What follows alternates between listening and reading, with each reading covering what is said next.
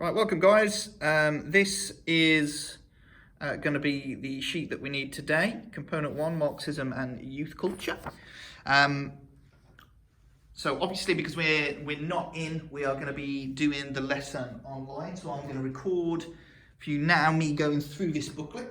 And then whilst the lesson's taking place and whilst you're watching me do this, which I've recorded on a Monday, I'm going to be going through talking to you individually, and obviously if you've got any problems or there's anything you don't understand, then you need to let me know as soon as possible, and you can do that in the chat and we can talk and we can have a phone conversation and we can sort out any of the issues. First thing that we're going to do is start off with this though. So some quick check questions. Now I'm going to attach the PowerPoint obviously to this, so you've got them in front of you, but I'll put them on the board now, and once I've put all 9 of them down, I want you to stop. And I want you to think, even if you don't write down what the answers are, could you answer them? Don't just, well, we'll see what I'm going to do, but you know, there's no point going through this in a half-baked kind of manner. Give it your full effort. So, question number 1. Durkheim said we're all in one conventional youth culture. The word to describe this is. He also stated that youth culture acts as a form of social integration to avoid which negative state. Describe the answer to number 3 in one word. So how would you describe that negative state? Number 4, Parsons said that youth culture was something. What was it? Third writer looked at youth culture as a transitional period. Who and what was the name of that third writer? And what did he say you moved from to? He also said that young people blow off steam with their friends, releasing tension to avoid further deviance. This is called what? Number 8, which key writer said youth performed a positive function for the economy? And number 9, give me a strength of functionalism. And number 10, give me 2 weaknesses of functionalism. So we looked at functionalism before you went away. A couple of weeks ago now, you've got 10 questions on the board. Pause this now and see, even if it's just in your head, can you go through each one and are you comfortable with it? Because I'm going to go through them in a second, so pause it now. Don't just keep playing it. I said pause it now and go through these. Write down and make sure that you've got the correct answer. Okay, so we'll start off with number 1. Durkheim said we're all in one conventional youth culture. The word to describe this is homogeneous. If you're all one and the same, sharing the same norms and values and experiences, you are in one big homogeneous youth culture. Maybe that's going to come back to be a weakness at the bottom. Question number 2. He also stated that youth culture acted as a form of social integration to avoid you ending up in a state of anomie, which is the missing word or the answer to question number 2. Anomie, you can describe it in one word, it's normlessness. Okay? Normlessness leads to isolation and despair and crime and even potentially suicide. So a very unpleasant state that you need social integration with in order to prevent falling into. Parsons said youth culture was a rite of passage. Don't spell right incorrectly, okay? It's not right as in you are right. It's not right as in write down. It's R-I-T-E, a rite of passage. A movement from one thing to another. Obviously, the movement that Parsons is talking about is childhood to adulthood.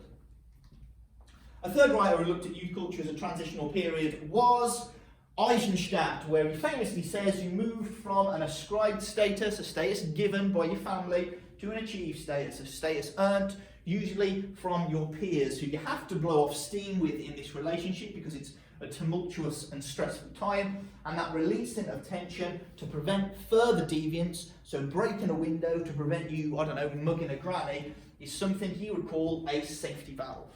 Number 8, which key writer said that youth performed a positive function for the economy, slightly different to the others because there's no transition in the work of Mark Abrams, is your answer to number 8. Number 9, strength of functionalism is you are all very conformist. You are all going along with things, okay? You seem to all have the same values, that's very good. And also this idea of blowing off steam, it does give us a positive function for when young people are deviant. It does give us an explanation for that. So that's quite useful. Weaknesses of functionalism. Well, it's all about old, white, dead men. So it is dated. It is focused on men and theorised by men and generalised to everybody. So it's ignoring women. Therefore, feminists would say it's male stream. And also another straightforward one is it's ethnocentric. All the people writing are white and they're generalising their views on youth culture to everybody else. Now, if you knew that, and I think you should know that, rather than saying if you knew it, you should know it. If you're sitting there and you don't know these, then you've got to sort something out quick, because it's not going to go very well for you if you don't know functionalism. There are 4 big social theories that we're going to look at, and we've just done a quarter of it very quickly there. Today's will be Marxism, and here's a quick reminder for you that next week you will be having a key writers test. That key writers test will cover the social construction of youth, the booklet that we did the second one in, functionalism and Marxism. So it will only cover 3 sections. So it should be relatively straightforward. I believe it's out of about 20 or 21. I'm looking for at least 16 for that. Any less, and you're not doing the right amount of work at home, and you're not doing what you need to be doing to get to grips with the key writers. Obviously, every answer is not just a key writer, so there will be key concepts inside it as well. I could easily ask this question. Parson said youth culture was and expect you to know that it's rite of passage. And obviously, they're not all going to just be a key writer's name. They're going to be things like ascribe to a chief status. There might be any of those. So make sure that you know your key writers and the key concepts, what they mean, that link these key writers together. That will be next week. So what we were going to do if we were in class was I was going to ask you some of these questions, and then we were going to look at some points of agreement or disagreement. It would be best to live in a society where everybody was equal. Human beings are inherently good creatures who will look out for each other. See if a CEO of a global company is a worse individual than a violent robber, and without capitalism, there would be no progress.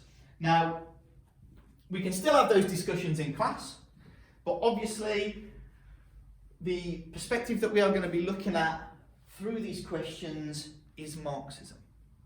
And Marxism is another one of your massively important perspectives in youth culture that you really, really need to know to make sure that there's no 35-mark essay that can really mess you up or really cause you any consternation and difficulty. On the front of page number 1, you'll see it says Marxism and youth culture. Now, Marxism is based off the work of a German economist and sociologist called, if you didn't know the answer, is Karl Marx, then we're in some trouble. Okay, so Marx is your missing word at the top.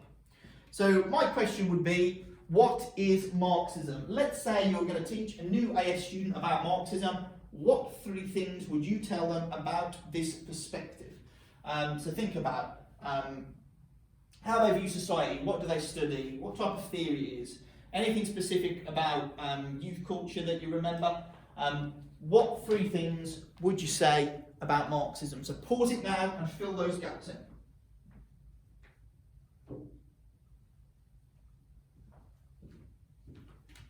If you've not got 3 things about Marxism, again, you've got to be doing more. There's an introduction to social theory booklet that you could be getting out now and looking for it yourself rather than having me tell you. So go and find out and seek out some extra bullet points about Marxism, because we've talked about it a hell of a lot. I've got 6 questions here and 7 words that I would like you to give. And some of these will help you with some points if you were struggling for 3 about Marxism. So, what C word do we associate with Marxism? Who is the C word again between? What are these groups called? Keep it fancy. And that's the one which is going to be worth 2, because you've got 2 words in that one. Why is there tension between these groups? Which economic system brings about the tension? What type of theory is Marxism, big or little? So, overview of Marxism again, in brief. We'll start off with, I'll tell you what, we'll go with what type of theory is Marxism. Is it big or is it little? Now remember, we use the word macro to describe a big theory. Looks at the whole of society and the big structures in society. So when we know we're looking at the big picture in a macro theory, we can pretty much assess as well that it is a structural theory. And remember that when we have a structural theory, that means here's my little man, he is completely shaped by the society that he lives in. Now, it's a structural theory, it's a macro theory. Top word, which C word do we associate with Marxism, is conflict, and is also a conflict theory. And in a conflict theory, conflict exists between two groups in society. So the two groups that have the conflict in this are the social classes. And the social classes can simply be split into two groups, which is your answer to number 3, keep it fancy, the bourgeoisie and the proletariat. And we can draw these out by that diagram, which we looked at and done a couple of times now. A small circle in a big circle.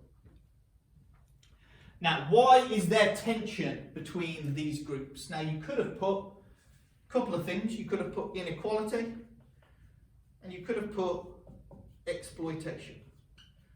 That is why these groups are in tension. There's inequality, which is why it's a conflict theory, remember. They're in conflict because there's an inequality within society, whether it's power, whether it's money.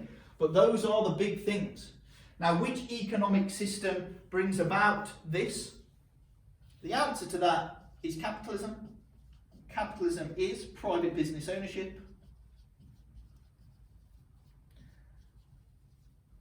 And of course, what Marx wants is communism. That is a breakdown of the traditional Marxist theory. So if you were struggling for anything else to write in the top here of page number 1, you've got that on the board there. From that, you can derive lots and lots of information. And I'm hopeful that you have done this to death. So you're already very familiar with this Marx theory and the processes and the thoughts behind it. So we got this. Now, what we are going to look at is, when we get past this one, is this. On the bottom of page number 1, it says Marxism and capitalism. And you've got 1, 2, 3, 4 arrows. What you need to do, starting above the first arrow here, is you need to write down one of these points, okay? And these points will explain Marx's view, starting with where they are and moving on to where they want to be. So obviously you might not be able to read it off the video because it's there, but I will attach the PowerPoint so you will be able to go off that. All you've got to do is put these 1, 2, 3, 4, 5 things into order, starting from where we are, ending up with where we are going to be. Just so that you've got basically that and summarised pretty much on your first page. So that's what I would like you to do. Obviously they are not in order on the board, so you're going to have to make them fit. So put those ones in order. Pause it now, and when we come back, we'll go through the correct 5.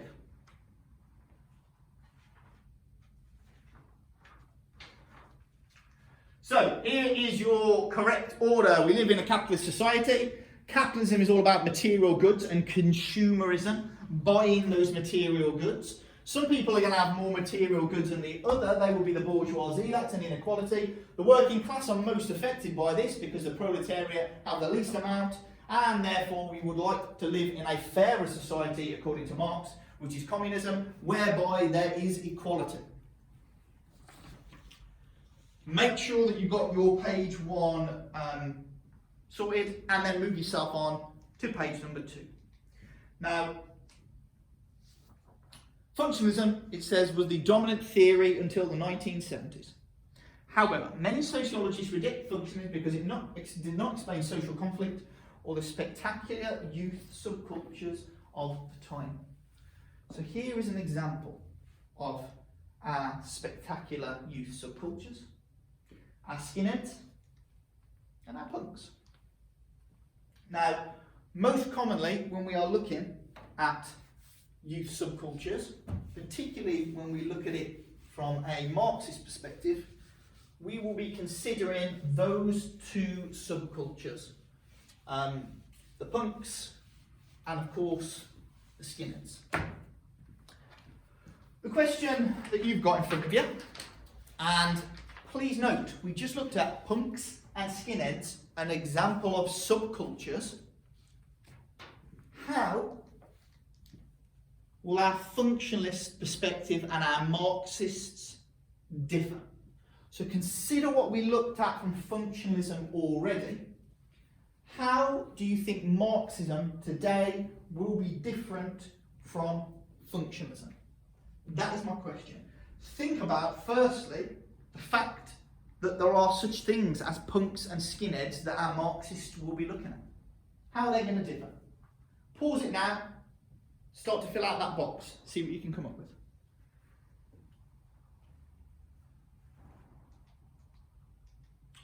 So, ways in which Marxists and functionalists will differ. Firstly, for our Marxists, social class will be the most important factor. Now remember that, according to Durkheim, you're all homogenous. So your social class is not actually something to be considered when he's looking at youth culture. But for our Marxists, obviously class will be the most important factor. Also for functionalism, remember, the C word that they associate with is consensus. We are not going to see consensus from our Marxists. We're going to think that society functions on the basis of conflict existing between those classes. They are not going to like capitalism, and therefore resistance to capitalism is something that's going to be huge, and the explanation for the formation of youth subcultures for our Marxists. We cannot be homogenous as we have lots of different experiences based on our wealth and our class. That's correct too. And subcultures will exist. Something which our functionalists did not talk about. When you do youth culture, I think this is the best way to have a very basic understanding of it. So in the middle I've got theories. On the left hand side I say the reason it forms, I'll be specific there, the reason youth culture forms, and here the type of youth culture. So we've done functionalism. We know the reason that it forms. It's a rite of passage, it's a transition, it's a bridge, it's moving from child to adult, it's showing the function. But what's the type of youth culture that they look at? Well, they don't look at subcultures, they don't look at neo-tribes, which remember our postmodernists will. The type of youth is just youth culture as a whole. Because it's everybody, because it's one big homogenous youth culture. Whereas for our Marxists, we've got to look at the reason is going to be resistance to capitalism. Over on this side, the type of youth culture. Well, it's not going to look at youth culture as a whole, because it doesn't believe that we're homogenous. It's going to look at youth subcultures, and in particular, spectacular ones. Remember, our spectacular subcultures like punks, highly visible, confrontational, aggressive, you can see them. Same as the skinheads. We're going to look at feminism and postmodernism as well, and I'm thinking there's almost a very good chance that you could fill out 1, 2, 3 more of these. Because remember, Marxism and feminism are linked. They're both conflict theories. So they're both going to think that it's about resistance, but it won't be to capitalism. Maybe, I'm not going to give you the answer. It won't be to capitalism, in resistance to something else. For feminism, what type of youth culture? Well, they're not going to think that we're homogenous either, because they're going to think women and men experience is very, very different. So it will probably still be youth subcultures. But what type of youth subcultures? Perhaps there could be female ones. Postmodernism. Remember, neo-tribes. So you can fill this out, actually, without even having done postmodernism and feminism yet. And that's the very essence and the basics of youth culture. If you know that, then all you've got to then do is put in all of the, I mean, it sounds easy, doesn't it? But put in all of the theorists and the evaluation behind it. But if you're happy with that, then you should be happy with everything. So, we're going to look at explaining youth cultures from a Marxist perspective. There's two things that you need to remember. The first is they form in order to resist against capitalism, and the other is they form to exaggerate, and you'll hear this a lot, some working class values. So, we need to explore a little bit what we mean by working class values. And these working class values are going to be very, very important when we consider our Marxists. So, we know that they're going to focus more on your subcultures, because we said that, and in particular the spectacular ones. They're all about resistance to capitalism. They're all about going against the norms and the mainstream of society. And they're going to exaggerate working class values. But what are the working class values? Now, we could have a discussion about this, and it would be brilliant to in class, but unfortunately we've got to play the stereotype game. And remember, the Marxists are doing a lot of their work in the 1970s and the 1980s. So we'll need to go back to what is a traditional working class person's values then, which might be difficult for you because A, you might not be working class, and you probably weren't working class around that time. So the working class traditional values are two things, as you've got here, two things that they do value and one thing that they don't. So the first thing that they do value is community. Okay? A sense of community. Being in a small working class area where you know everybody and there's a lot of pride in that community. The other thing that they like to exaggerate is masculinity. Toughness, you might call it. It's kind of like hegemonic masculinity idea that men should be tough and hardworking and go to work and unemotional and strong. These are the values of the working class in the 70s and the 80s. But there's one thing that they don't value, and you might make you could make a fair cop to say, well, perhaps this is still something that's not valued or lessened in terms of value, because we know working class lads do worse than any other at school. They have a low value in education. Now, these are our traditional stereotypical values. Remember, we've got to play the stereotype game. It's sociology. We're going to have to generalise at some point. So you might be working class and you might have exactly the opposite values. You might not value community or being tough, and you might have a super high value in education. Absolutely. But this is our general ideas about the working class values. Now, note that these are going to come back in later on, and we're going to talk about these today. Are you sitting there going, I remember actually a Marxist study that shows a low value in education? And I'm hoping you're thinking of Paul Willis and his study of learning to labour. Do you remember 12 working class lads at school messed about because they didn't value education? They thought they were going to go on and get factory jobs. So consequently they were a nightmare for teachers. They didn't do any revision, and guess what they ended up doing? Failing at school, but going and getting working class jobs. 1970 is a very famous sociological study. There's your evidence for the low value in education. So,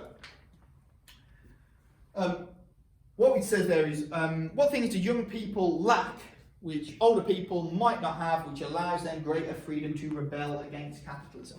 So, as a young person, you're more likely to be able to go against the capitalist way of thinking because you don't have kids, you don't have a job, you don't have the responsibility, right? And therefore, the ruling class, in theory, has the least control over you. You're not required to pay a mortgage. You don't have any mouths to feed, so you don't really need a job. So you don't need to be embedded in the capitalist world like I need to pay for my mortgage and to pay for putting food on the table. It's my responsibility, isn't it? But it's not yours. You can rely on somebody else. They can be in the capitalist system and you can be outside it. And consequently, the ruling class then don't have as much control over you as older people. Now, make sure that you've got page 2 completely filled in now. So you should have done the top bit on Marxism and Functionism, filled in the values, which we've got written on the board there, and then at the bottom told me why younger people are more likely to rebel. And when that is done, you are going to move on to page number 3. So on page number 3, we're now going to start to get into the nitty-gritty of this perspective. And at the top of page number 3, you're going to hear about a group of academics who used to work out of Birmingham University called the CCCS, the Centre for Contemporary Cultural Studies. Now, this group of academics and university lecturers did a significant amount of research into spectacular youth subcultures, and these, when it says spectacular youth subcultures, are considered to be extreme and highly visible. Remember, they're like the RuPaul's Drag Race of subculture. You can see a punk from a mile away. You can see a skinhead from a mile away because they're wearing the same clothes, they're dressing the same, and their behaviour is always the same. So, in this CCCS, right, they're going to look at the big social class differences. They're going to be looking at young working class men and the subcultures that they are going to be joining. And they're going to start to think that these youth subcultures form as a distinct and conscious act of resistance against the capitalist system that is in place. And what you get is Stuart Hall, who we're going to look at quite a lot, suggesting that this is something called resistance theory. It's kind of like the umbrella term for all of the writers that we're going to look at. They're all writing from a resistance theory perspective. And remember that you can resist capitalism in your actions by having a go at the police, or by not getting a job, or by kicking off all the time and being violent on the streets, but you can also be resistant in your dress by wearing something that's against the norms of society, by having a mohawk, by having pink hair. You can resist. By listening to aggressive music and unconventional music, you can resist. And obviously, that's what Stuart Hall would say this umbrella term is that's going on with young people here. They are being resistant. Now, one way that you might be resistant, according to Hebdige, is through something called bricolage. And bricolage is something that the punks are very famous for doing. So bricolage is when you have an object and you give it another meaning. So it has a normal use, but in your subculture, that means something else. So it could be a symbol, or it could be an ordinary object. So take, for example, a safety pin. You can see here that this punk has got safety pins through his ear, through his nose, through the side of his mouth. The safety pin that's used is to hang up your granny's dress, right, to make sure they don't fall apart, is now being used as a form of bricolage. On punks throughout England, it sits on their clothes, it sits as part of their body, it's a piercing, look at that, I mean, three through the ear, one through the side of the mouth. This is probably the grimmest one. So, that is an example of bricolage. That is a way that you can resist. You can resist against the norms, resist against the mainstream. So, if you turn yourselves now, once you've read through that, obviously pause it now so you can have a read through page 3. Got some of the examples here and what it says in a little bit more detail because I've just kind of summarised it. Once that's done, turn yourselves onto page 4 and we are going to go through 4 key writers that you would associate with Marxism and youth culture. Okay? So, weirdly, I've done this in probably an out of order kind of way. Because for me, even though Mike Brake writes at the latest time, I always talk about Mike Brake first. So, Mike Brake. Very famously, Mike Brake is going to say that young people face 3 big problems. Young working class people, and in particular young working class men, are going to face 3 big problems in society. And those problems are this: low wages, unemployment, urban decay. Those of you who've seen This Is England will know that that's the environment that the characters are growing up in. Places where the urban decay, there's no parks, everything's falling apart, there's damp, there's rot, there's nothing for the young people to do. It's a place that's fallen apart. And within it, their parents have got no jobs, or they can't get a job, and if they do get a job, it's on incredibly low money. Now, what Mike Braith says is that youth cultures and joining a subculture, like the skinheads, and we saw it in This Is England, you know, Sean joining the subcultures was what he referred to as a magical solution. I do this when I think about Mike Braith, get my wand out, right? Magical. Now, Mike Braith says it's magical because they think that their world is going to be changing and getting better by joining a subculture. But it's magic. It's like Harry Potter. It's not real. Their life's not going to be any different if they become a punk or a skinhead, even though they think it will. So it's quite a sad one, but it explains what the situation is and what kind of situation society is in that forces these people, or according to a Marxist, force these people into youth subcultures. There will be no solution to the problems that they are in, hence why he refers to it as magic. So that's Mike Braith. He starts at the bottom. You've only got 3 things to put in there. But then we've got 1, 2, 3 quite significant ones to write about. And we'll start off with Hall and Jefferson. So this is Stuart Hall, who came up with the idea of resistance theory. So Stuart Hall and Jefferson, I always forget what his first name is. I always want to say Thomas, but I know that's not right. Stuart Hall, Hall and Jefferson in the 1970s are going to say this. Young people can't articulate. So you've got magical solution, now you've got articulate. But young people were unable to articulate the problems that they were going through in capitalism at the time. And when I say articulate, I literally mean talk about it. They can't express themselves on an academic or intellectual level.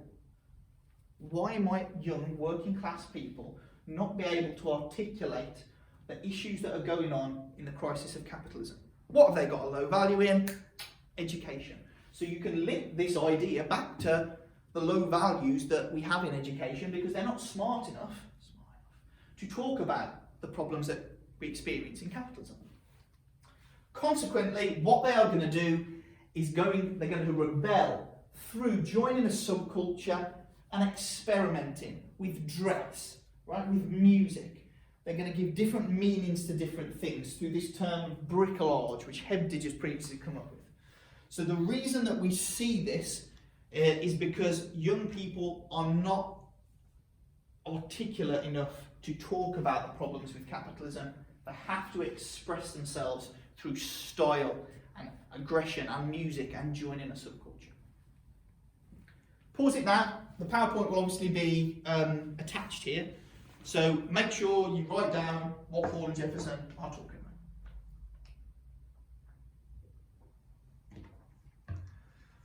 about. Okay, moving on to Clark.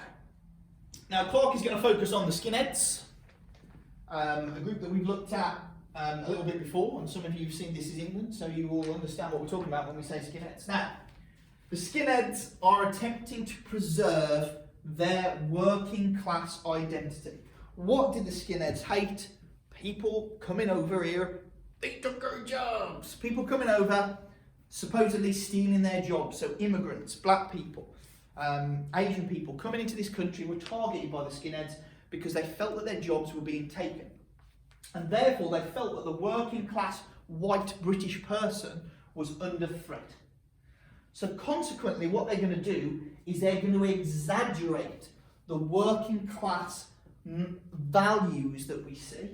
And remember, we said one of those values was community, and we said another was kind of masculinity. So how did the skinheads behave? Violently. So masculinity and being tough extends to being violent and aggressive. Community and valuing the people around you extends to what they think is patriotism, but to what we would know is racism. Because it's going to be confrontational and aggressive towards everybody who doesn't fit the white working class look. So you can even see in the dress of the skinhead, they wear the Doc Marten, the Bova boots, the work boots to show that they're a worker, even though, remember, most of them wouldn't have had jobs. So this identity is threatened. So masculinity becomes violence, community becomes racism. And we can see that through their dress as well as through their actions, according to Clark. So now we've got might break, magic. We've got Hall and Jefferson, articulate. We've got Clark, exaggerate. This will be the way you remember them, trust me. Our final key writer. I love this. This is a guy called Paul Corrigan. Paul Corrigan famously does a study in Sunderland called the Smash Street Kids. Schooling the Smash Street Kids is what it's called. What do you do? And this is when he interviews a fellow called Richard. What do you do when you just knock about in the streets? Sometimes I won't do a Geordie accent because I can't. Sometimes you get into fights or trouble, but mostly nothing much. Just try and give me an example. Last Saturday we was hanging about and someone kicked a bottle over and it smashed. Then we all started smashing bottles. So the group that he looks at is an aggressive working class young males in Sunderland. And he's going to find that because they're bored, because they've got a low value on education, and also because they're living in a place where there's no parks or no communities, they're going to express their frustration with capitalism through delinquent behaviour of smashing everybody's milk bottle on the street on a Saturday night. Okay? That would be what they would do for fun. So the Smash Street Kids are going to be delinquent and violent and antisocial because of capitalism and because of the situation that they're in, and they're going to do it by smashing milk bottles. Those of you who have seen This Is England so far, remember, at the very start, Woody takes them to derelict buildings just to smash up. Sean shooting pieces of cardboard with a slingshot. Little bits of delinquent, antisocial behaviour. And according to Corrigan, it's because they're frustrated with the system that they're in. So, that's currently where we're at. We've got all of our writers that should now be complete. So pause this here and make sure that you've copied up and you have a complete section on Corrigan, Clark, Hall and Jefferson and break. Before we move on to looking at something called incorporation, and we're almost at the end of the booklet. So if you turn yourself onto page number 5, what you will see is it says, who conducted a similar study on working class boys? We've looked at where getting in trouble at school was expected and valued. What was his study called? And that's Paul Willis, and that's Learning to Labour. Now, we need to look at incorporation. We know from looking at the start and doing your fact files on different subcultures, that I think we started off with like the Teddy Boys in the 50s, overlapped by the mods and the rockers in the 50s and the 60s, and then you got hippies and punks and skinheads and rasta and goth and then emo and then chav. These subcultures are short-lived, right? They're not in subcultures for a long time. And what you'll see is that this resistance doesn't last long. And the reason it doesn't last long is, and this is the thing that's really going to annoy the Marxists, is because society stops seeing these groups as a threat. And it makes their views and it makes what they do mainstream. So you might see things that are traditionally subcultures or based on subcultures incorporated into the new. And this is Thornton's idea of incorporation. And you can see incorporation there with the Acid House logo. That was just for ravers, but gets incorporated into the mainstream. Little kids can be walking around now, they're like 14, 15, they don't know what a rave is, they've never been to one, they certainly haven't taken a load of ecstasy, but they're wearing a Acid House shirt because they think it looks cool. Peace signs, okay? You might have a peace sign on your back, or you might have something like that. You've incorporated it. I know some people here who I've seen wearing Doc Marten boots in class. I've seen people wearing Rolling Stones. That's a Rolling Stones symbol, that is, for the band the Rolling Stones. So again, if you're a rocker, then you're taking their sign. And then here's the most embarrassing one of all, when Chanel decided to bring out safety pins. Now, obviously here are some examples of ones that I've thought of where I've seen, symbols and bricolage that have been used by subcultures incorporated into the mainstream. You might see it now, I don't know, more, I don't know whether you see it more with like hip hop and things, and maybe with grime. I don't know whether those things become like really, really popular. I see everyone with those little rubbish bags on. Sorry if you've got one. Maybe that's been incorporated into the mainstream. Maybe that has some significance if you're a grime artist, or if you're in a grime subculture, and then all of a sudden now you're seeing little 10-year-old kids walking around with one of those little bags on, then maybe it loses its meaning. You don't want to wear yours anymore. Certainly the case with the punks and the Chanel safety pin. Once they'd seen that, they don't want to be a punk anymore, because it's gone then, isn't it? That's my symbol. Now you've got it. Now I can see people walking down the street who are punks, like flaming Rita Ora with a hat full of safety pins. You don't want to be a punk. Now you know that Rita Ora's taking your symbol, so you're going to go and do something else. And that explains incorporation, why these groups are short-lived. Now, on the bottom page 5, it's got a brief summary of some of the points that we've looked at. And we're closing in on 50 minutes, which means our final thing is to look at criticising this perspective. So there are 1, 2, 3, 4, 5, 6, 7, I believe, negative points, and I've got some prompts here on the board. So what would feminists say about the research of the CCCS? So what would they say about our Marxists? How do the majority of people young at, who, according to our Functionists, how would that be a critique of our Marxists? Do they make any assumptions about youth subcultures which might be criticised by looking at goths?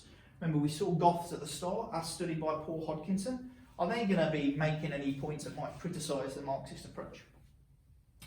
Does the idea that these skinheads, were racist because of capitalism sit well with you? If you saw This Is England, if you haven't, you are going to watch it, but if you saw This Is England, the points where they're going round stealing from the shop or abusing the people in the street, just doing that because of resistance to capitalism, yeah? Does that make you feel good? Sit all right with you? Think about class, age, gender, and the E in cage, and the skins and the punks. Is there a problem here with the groups that are being focused on? Number 6, think about postmodernism. What is different about neo-tribes from looking at maybe ravers that might be a criticism of these potential groups?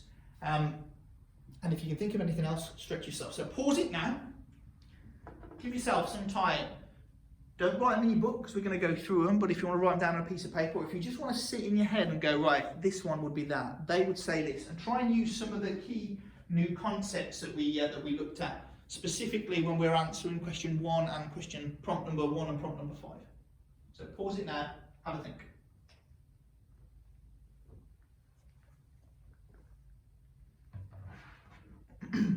All right. So here are our criticisms of Marxism. Number 1, feminists would say the research is male stream. So remember, when it's looked at only by men and about men and generalised to everybody else, the research is male stream. Skinheads and the punks are largely male groups, okay? And therefore it's generalised to all of women and all of women around, okay? Number 2, it overlooks the conformity of most young people, according to Functionists, remember. Most people are conformist. They're not going out there resisting, smashing up the system, fighting, being aggressive and confrontation. Number 3, not all subcultures were working class or aggressive. Think about the goths. Intellectual group, Hodgkinson studies them, they're largely middle class, a peace-loving, peaceful kind of counterculture. A little bit like the hippies that we also have looked at. Okay, they were peace-loving groups, both of those, non-confrontational. So not all subcultures are aggressive and in your face.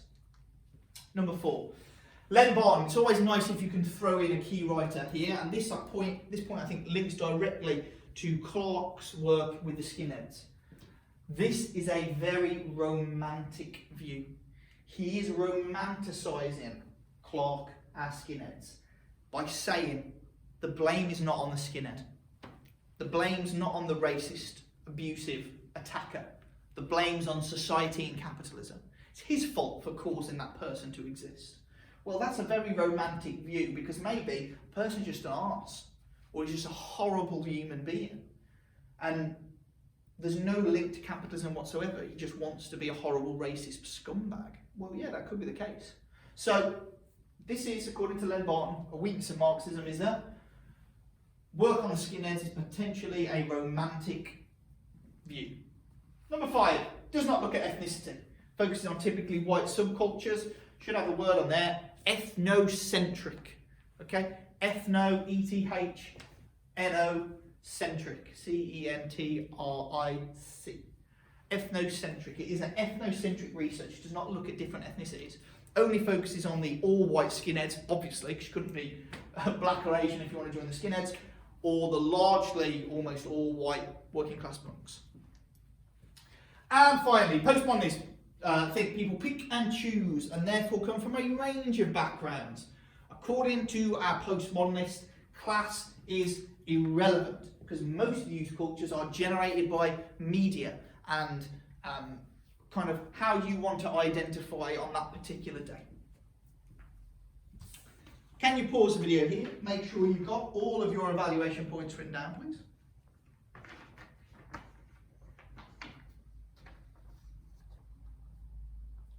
Okay, so that will bring to an end the lesson on Marxism. Now, on the bottom it says, how confident do you feel about Marxism? There's a little learning line there. When we come back next week, we are going to do... here's an extra point, sorry. I would have thought it was a 1 evaluation point short. For postmodernism, this is why it's either really complicated or really easy perspective. Maybe just joining a youth culture and being naughty is fun. Fun is a reason that postmodernism will give, right? Maybe just one. Maybe just fun. So when we come back next week, hopefully, we are going to be looking at postmodernism, but you are also going to have a test on your key writers. So make sure that when you come back in, obviously we'll go over and we'll revise this Marxism handout, but you are going to have a test based on the work from today. And those 4 key writers, Bray, Call and Jefferson, Clarke, Corrigan, they will be some of the answers, and there will be things that they say within those. Okay, so you've got to make sure that you know them like the back of your hand, because we're going to be testing content and AO1 knowledge at the start of next week. So please make sure you give it 100% and your best. If you've got any issues, anything here that you don't understand, then let me know. I know it's tough doing these lessons online, but I'm going to be present and dipping in and out and asking you guys questions this morning. So hopefully it will make sense and you'll feel a little bit more comfortable with it. And of course, if you don't understand something, the beauty of this medium is you can rewind and you can check and go back through again and listen to it. But make sure your notes are good, make sure they're up to date and complete, make sure you come next week prepared to answer some AO1 questions about Marxism, functionalism, and the social construction of youth. Those are the booklets.